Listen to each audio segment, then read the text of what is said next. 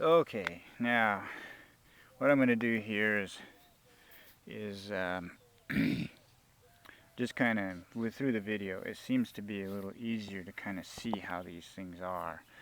This is what you call a flat grinding slab or metate, but they're flat surfaces, which means that in the first place to form these they used the method of pecking and grinding.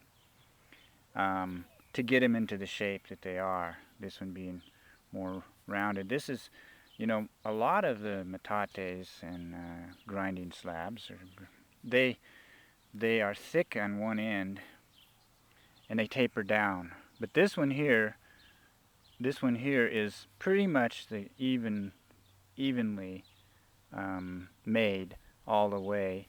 And as you notice that this is granite. This is kind of, a type of speckled granite. And and it's a really hard stone. So some people would think that this stone wasn't used a lot because there is no real, indent in it at all. But the way these things, you can see that it's a circle or a round, and let me see real quick. I'll show you this one here, which is another one that I have. You can see how the surface. You can see this is a pretty neat metate, but you can see where the surface is actually rounded out at the edges and goes up to the top. And so it was a similar type of idea that they ground this in a circular motion rather than the typical all the same,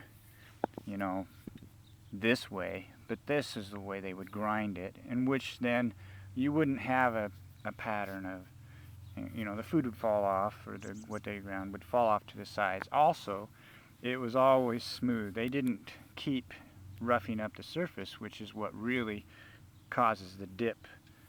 Is they did that to make a rougher surface to grind, and so that's why this thing isn't, it in fact it would tend to be, the wear would be on the edges, so it'd be kind of, it wouldn't go down in. It actually wears it on the edges down, and so you kind of gotta, your middle is higher, and then it goes down to your edges because of the way they did it in their circular motion like this.